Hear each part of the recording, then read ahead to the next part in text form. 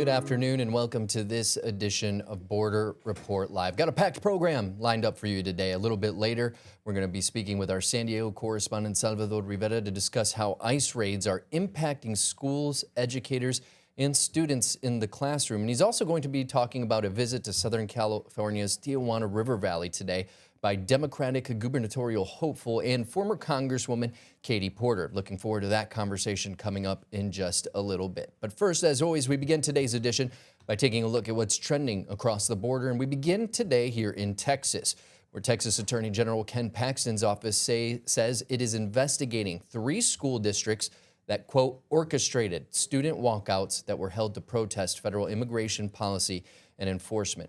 Our partners at KXAN in Austin are reporting that the Dallas Independent School District, Manor Independent School District, and Northeast Independent School District in San Antonio are accused of facilitating the walkouts and failing to keep students safe and accountable.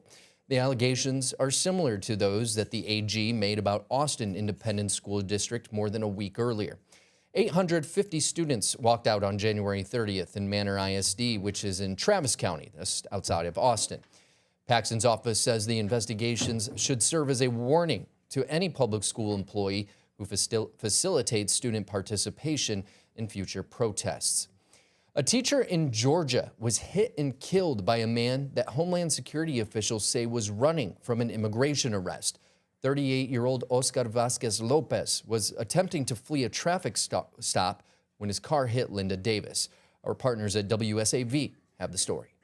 Linda Davis taught Coleman Hardy's 6-year-old autistic daughter when she was enrolled at Hess K-8 school. For me, it was just a weight lifted off my shoulders when she was around. Hardy says Dr. Davis was calm and welcoming, making the school experience better for everyone. My daughter went from not wanting to go to school, crying every single day, and then Miss Davis came around and she was excited to go to school. Tributes are pouring in for the beloved teacher just hours after the crash that claimed her life. A small but powerful message was displayed at the scene: rest in power and peace. I heard a crash. I heard squealing tires. Chatham County Police say the man responsible for the crash is 38-year-old Oscar Lopez. The Department of Homeland Security says Lopez is from Guatemala and was issued a final order of removal in 2024, though it's unclear when or how he entered the U.S. According to DHS, Lopez fled from a traffic stop, made an illegal U-turn, and ran a red light, hitting Davis.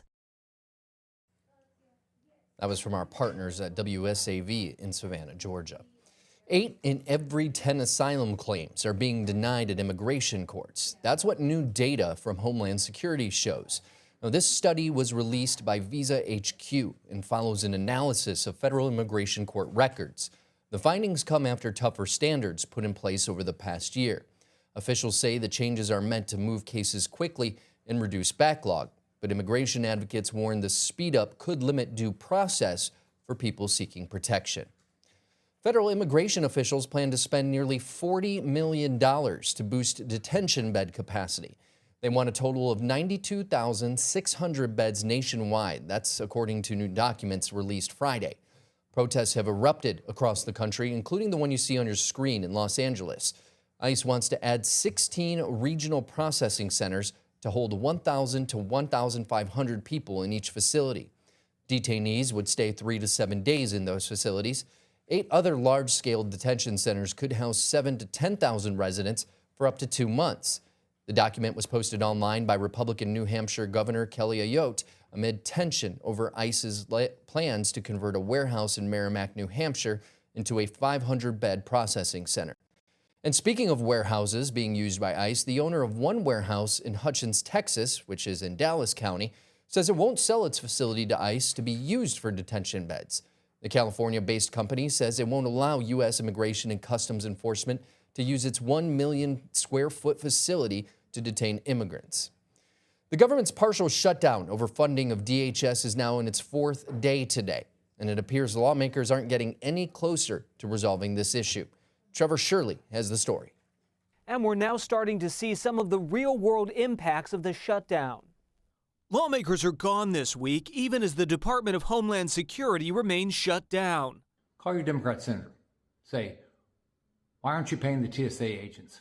The funding standoff remains as Democrats want reforms to ICE and immigration policies, and each side blames the other for the shutdown. Democrats rejected a White House offer and sent their own counterproposal to the administration. This is a Democrat shutdown. This has nothing to do with Republicans. This is a Democrat shutdown. They're upset that the crime numbers are so good. Why don't you ask Republicans if they are willing to shut down the government because they don't want to have any accountability and they want to keep allowing ICE and CBP to murder people on the streets? Democrats want to end roving immigration patrols, mandate body cameras, and unmask federal agents. The Democrats shutting the government down because they want to unmask ICE agents so they can harass law enforcement. Details of the White House's counteroffer that Democrats rejected weren't clear. Their proposal is not serious. Now TSA agents are going without pay, and agencies like the Coast Guard and FEMA, both part of DHS, are scaling back operations. It's not expected Congress will vote to end the shutdown before next week at the earliest. Reporting in Washington, I'm Trevor Shirley. And that's a look at what's trending across this border for this, or across the border rather, for this edition of Border Report Live. But stay with us. We're going to take a quick break. When we return, we're going to talk to our San Diego correspondent Salvador Rivera about how ICE raids are impacting schools, educators, and students in the classroom. We'll also talk about a visit to Southern California's Tijuana River Valley today by Democratic gubernatorial hopeful Katie Porter. We'll talk more about that in just a moment. Border Report Live is back in 2 minutes.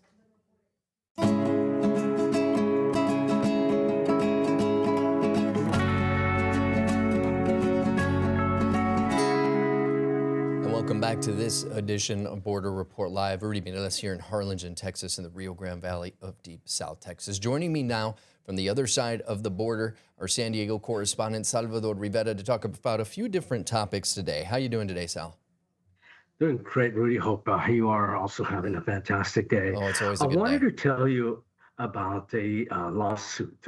That's something that was filed in court last week. And this all sort of began when President Trump took office. One of the first things he did is he removed a policy that prohibited immigration enforcement at schools, hospitals, and places of worship.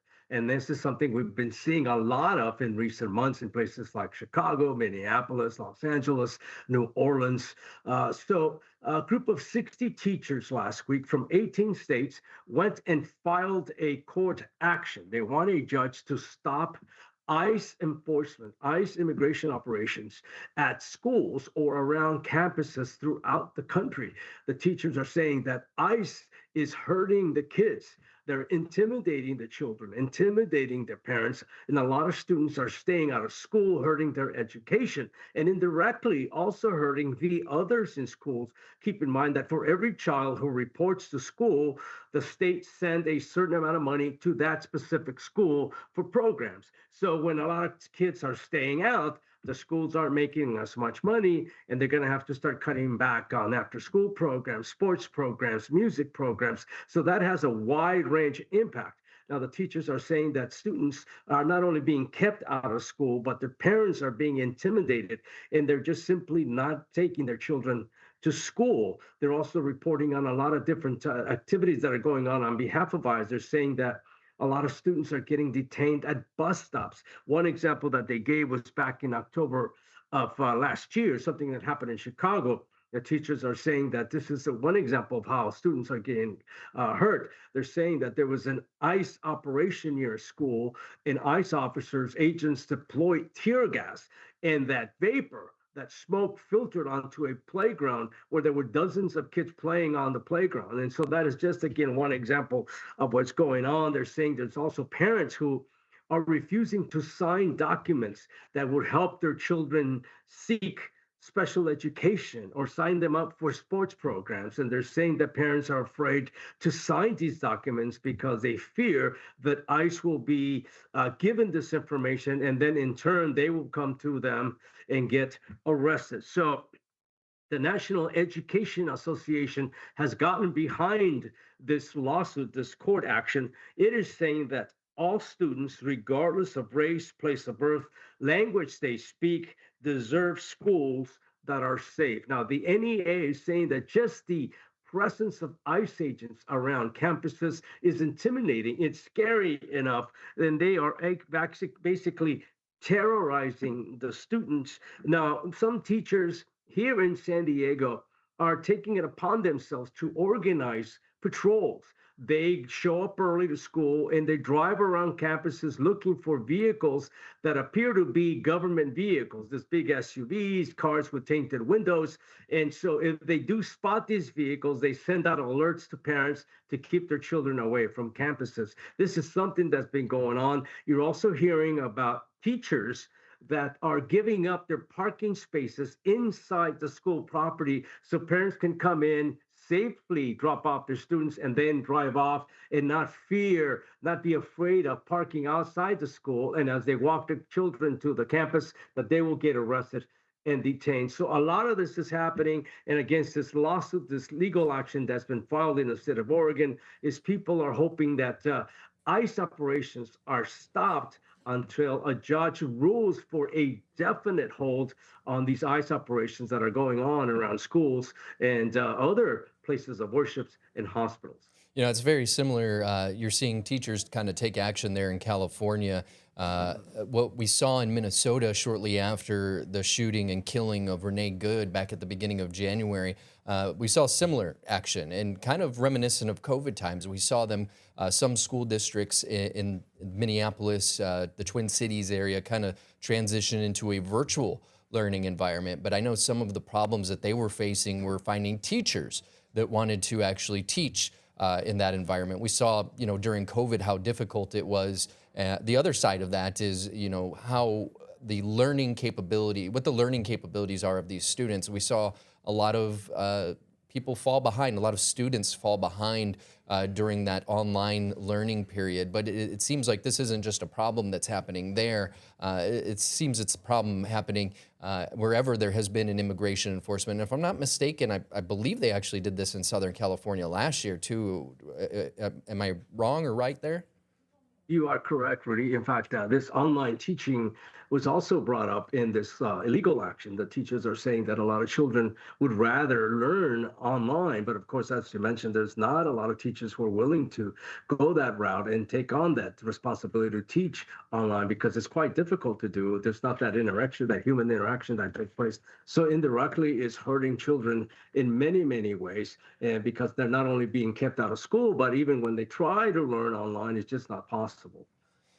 All right. Well, thank you so much for your reporting on that, Salvador. I know you've got some other reporting here. Katie Porter, former congresswoman, now looking to be California's next governor, paid a visit down to your area of responsibility today. Tell us a little bit about that. Well, County Supervisor Paloma Aguirre extended an invitation to all the candidates who are running for California governor. And so far, Katie Porter is the only one who has accepted that invitation. And she showed up this morning, went and visited several spots in the South Bay, Imperial Beach, which is one of the communities vastly affected by the sewage, as the sewage winds its way from Mexico into the Tijuana River Valley. Ultimately, most of it ends up in the Pacific Ocean. So beaches in Imperial Beach are been closed for hundreds of days already. It's been years since the beaches were cleared, or at least people were allowed to go in there for swimming or simply walk on the beach because the sand also becomes tainted by the pollution. So she visited that spot. She also visited a hot spot known as the Saturn Boulevard overpass, and this is where the river runs under Saturn Boulevard. And she showed up wearing one of these hazmat masks, and she said that in spite of this device, she could still smell the sewage, the stench. And she said that this is something that is evidence that people in California, in this spot of California, are basically being poisoned. And that was her word, not mine. She said that people have been putting up with this situation and it's only gotten worse. She talked about funding for the International Wastewater Treatment Plant, something that she was in favor of. She said she voted for the funding to rebuild this facility, which has been outdated for many years. But she also recognizes that the problem won't end by simply refurbishing this wastewater treatment plant. That something needs to get done in the Tijuana River because a lot of the pollution, the raw sewage, chemicals, and other contamination comes in via the Tijuana River. And these materials don't ever get near the treatment plant. And she's saying that we need to do something to divert the river, create some sort of program to block this contamination from coming in. And she's saying that we are responsible because 80% of the corporations in Mexico, the companies that are releasing the contamination into the Tijuana River, are American. And we should definitely take action to prevent these materials from flowing across the border and hurting Californians on this side of the border in the south portion of San Diego County.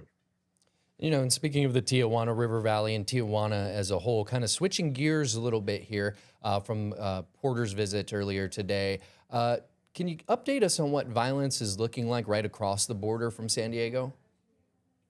Believe it or not, it's not as bad as it was. For years, Tijuana was averaging 2,000 homicides a year. Last year, it was slightly over 1,500, if I'm not mistaken. Every day, you'd open up the paper. Well, in my case, I read newspapers. Now, online, you go, and every day there was a case of several bodies being found, people being buried alive, and we're still hearing about instances like that, but not as much as we once used to. So Tijuana is still violent, but if there's a silver lining, it's perhaps not as violent as it used to be 3-4 years ago.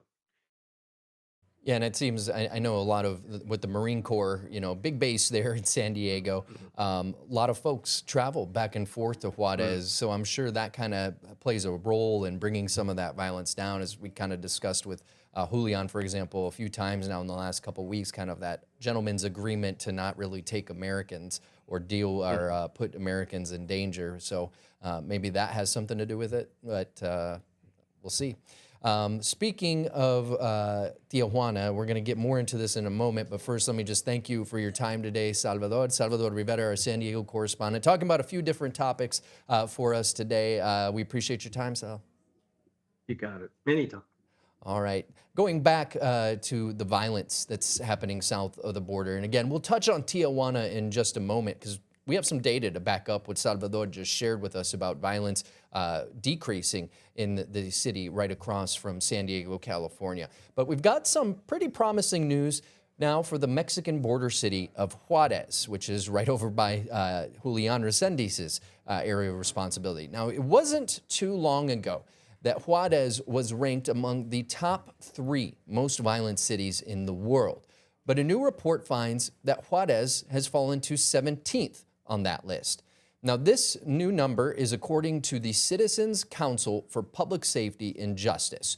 They're a Mexico City-based think tank that publishes the annual report mostly based on murder rates across the entire world.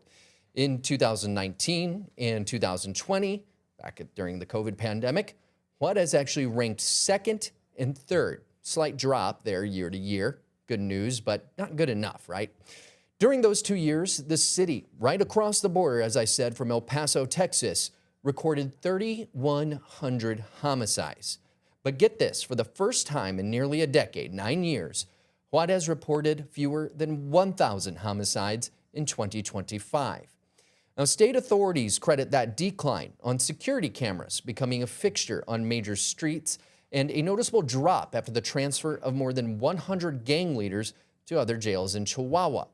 We've actually talked about the security cameras in that area. If you'd like to see more reporting on that from Julian, especially the big camera and security center that they are building in Ciudad Juarez, right across the border from El Paso, you can visit borderreport.com, click on the search bar, and click Security Camera Security Camera Juarez, rather.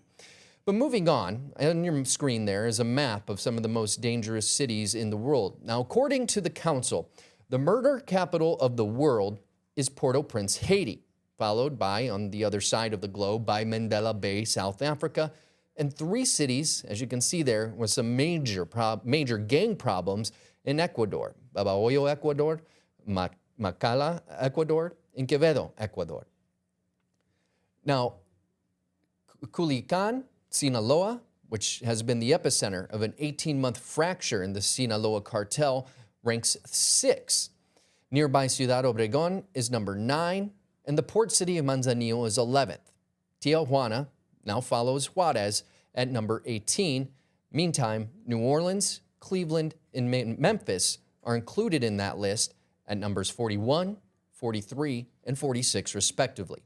Those were the only 3 American cities in that report. Just one more time for those of you who are been following the crackdown across the country in different cities across the country. New Orleans, Cleveland, and Memphis are the only 3 American cities on that top 100 list. And that's a look at those cities. We're going to have more headlines in just a moment, so stay with us. Border Report Live is back in 2 minutes.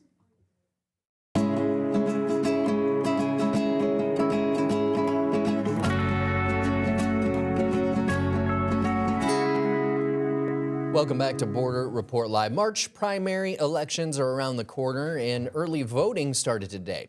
And in Texas, that means senior GOP Senator John Cornyn is in what many are calling the political fight for his life. Cornyn is facing opposition from Texas Attorney General Ken Paxton, who we talked about at the beginning of the program. Also in the running for the Republican nomination is Congressman Wesley Hunt of Houston.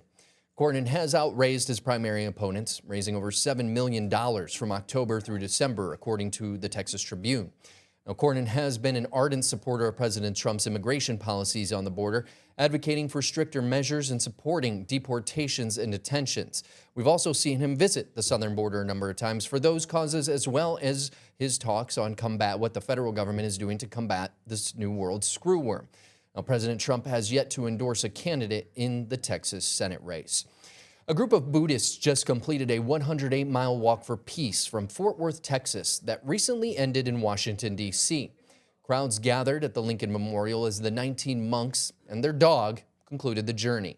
They walked 2,300 miles across 7 southern states, sometimes in frigid conditions, including that recent ice storm that crippled most of the country.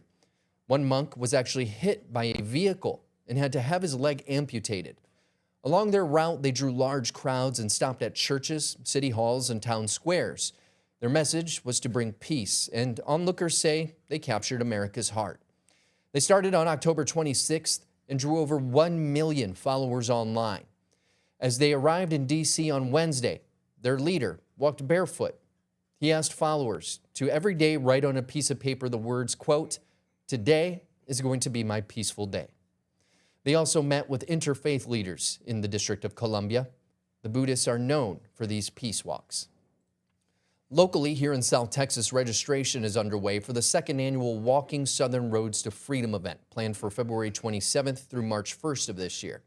Now, this event follows a path taken by slaves as they followed the Underground Railroad here on the border in the Rio Grande Valley and made their way to safety in Mexico.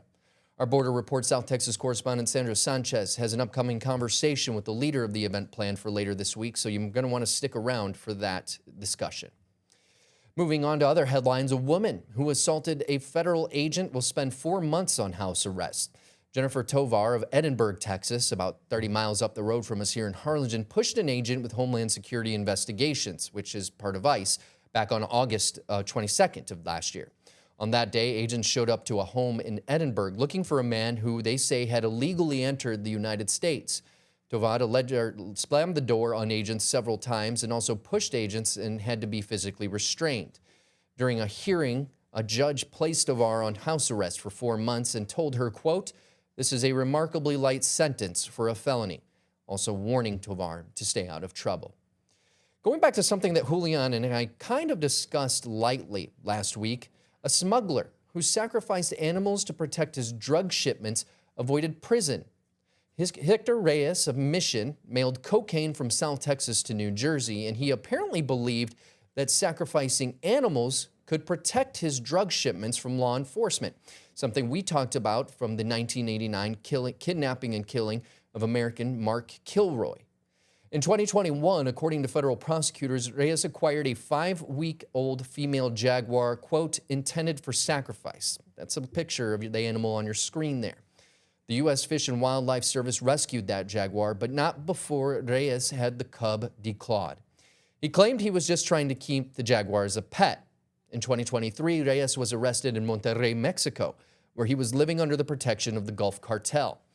He pleaded guilty to a federal drug trafficking charge and violating the Federal Endangered Species Act. During a hearing, Reyes was sentenced to time served, the 34 months he'd already spent in jail.